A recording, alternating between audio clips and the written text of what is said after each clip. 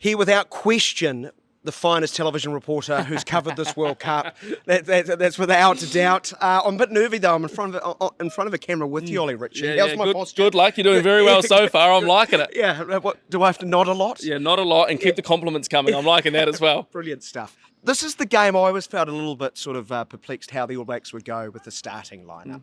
I think you can see positives on running out a full-strength side or going this approach. What say you?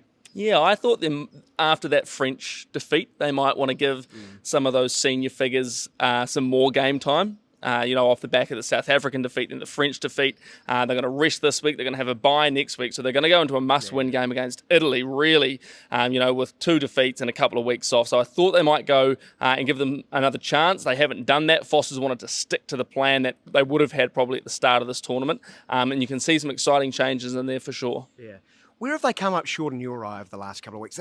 They're pretty heavy defeats by New Zealand's very proud history, aren't they, consecutively? Yeah, I think the pack's gone backwards in the last couple of weeks, and, you don't have to be a genius to figure that out, and Ian Foster's addressed that. The set piece hasn't been functioning well enough. They've lost a physical battle. At the breakdown, the Springboks were very good there, and they got beaten to the punch there again by the French, so those will be a couple of areas they need to tidy up a lot. And I think this All Black team is best when they have ball in hand, when they have that sort of attacking licence in a way, and you'll see a lot of that, I expect, with Damian McKenzie this week. So certainly a few areas to tidy up for sure. Yeah, I think Jason Ryan's sort of similar to Ian Foster, very direct, not happy. And it's clear the 4 props who are backing up, there's a bit of light on them. The spotlight is on them. Absolutely. And Ethan de Groot's probably copped it a little bit over the past few days in the wake of that French defeat. He had his teammates leap to his defence, his coaches leap to his defence. We know he's a very good loose-head prop. Well, he's been a monster in some sense. Absolutely, and we know he'll be a monster again, no doubt about it. And in a way, it's great that they're going to be given that opportunity to right those wrongs straight away. Tuangafasi and Laulala come into that front row, 2 very seasoned campaigners, get good punch at scrum time, so they'll be hoping they can make immediate inroads there. But I think it's good to see, between the props that are starting and the props that are coming off the bench, that they will get an immediate chance to make up for those last couple of weeks. Ridiculous numbers, Sam Whitelock is racking up in this extraordinary career. And of course, he wants to finish this World Cup, becoming the first man to win 3 Rugby World Cups. But you've seen him as a professional more than most. How would you describe this bloke? Yeah, just the ultimate professional. I was in my last year of high school. My second to last year of high school, actually, when he made his All Blacks debut. That tells you how long he's been around.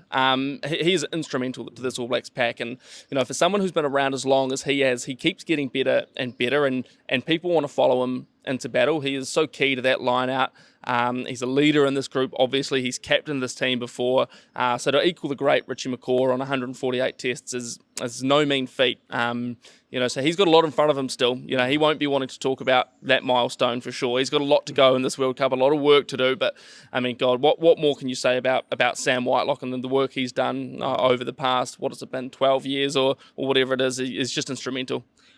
I get confused with these games, how much an individual can improve their stock of getting selected for the big games. I don't know how you feel about that, but if you could highlight 1 or 2 who've maybe got the most to gain. Yeah, I think they'll be wearing the numbers 9 and 10 this week. I'm a massive Cam Roigard fan. I love the point of difference he has. He's a bigger frame, so he's more aggressive around the ruck. He's got a great left foot on him, really good box kick, really good running game. We saw that against South Africa when he went, 50-odd metres to score that great try. So I think that the backup halfback spot is wide open for those big tests. I don't think Finlay Christie's taken the chances he's been given, and I'd like to see Cam Roigard really make a claim for that spot. I think he's got a golden opportunity to do that, along with Damian McKenzie.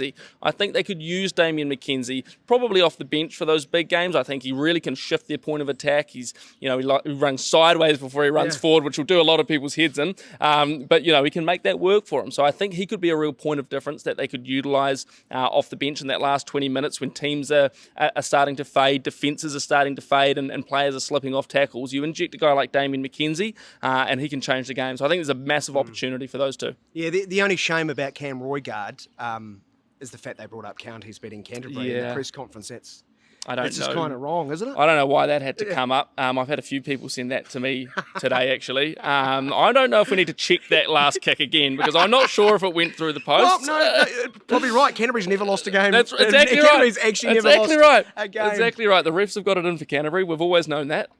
You've been around the All Blacks longer over the last couple of years than I. One thing I have detected from my previous sort of, being around the camp, I'm not sure the confidence level is sky high, and that's understandable. The self-belief, there's just been a few comments about crowd noise. We need a full deck of cards. I think Jason Ryan said about the good health.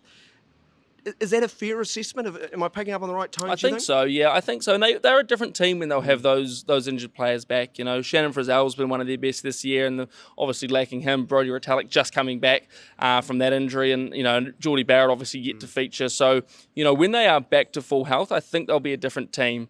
But essentially what you're asking this group to do now is win 6 games of rugby in a row if they're to win the World Cup. If you think about it like that, they have to win their last 3 pool matches, and then they have to win their 3 knockout matches. So you're asking them to go and win 6 games in a row. And I don't know if this All Blacks team is capable of doing that, especially given the calibre of opposition they're going to come up against. They were dented against South Africa after that Twickenham test. They were just blown off the park, essentially. And another fail against the French at Stade de France. I think confidence is a little bit down, and I don't know they'll take too much out of Namibia. So it's a big ask from here on in, and they need to find performance. They're going to beat Namibia, we know that, but they need to find real consistency in performance. That will help get their confidence back. Last one, more broadly, looking outside of this environment, which, you've been covering on a daily basis, who do you like amongst the other contenders? Who shone maybe in round one, or do you don't buy into round one performances all that much? I do. I think there are 3. I think France, given the way they played that game, I think, they were World Cup title contenders before that game. They certainly are after it. South Africa again, there wasn't much in it at halftime against Scotland, and they never looked like losing. They just rolled over the top of them in the second half in that typical Springbok way, and also Ireland. And I know they only played Romania, but those 3 teams I think are a couple of streets ahead of the All Blacks and the rest of the chasing pack at the moment. So those would be my 3 that are the favourites to win it all. SENZ. It's Kiwi for sport.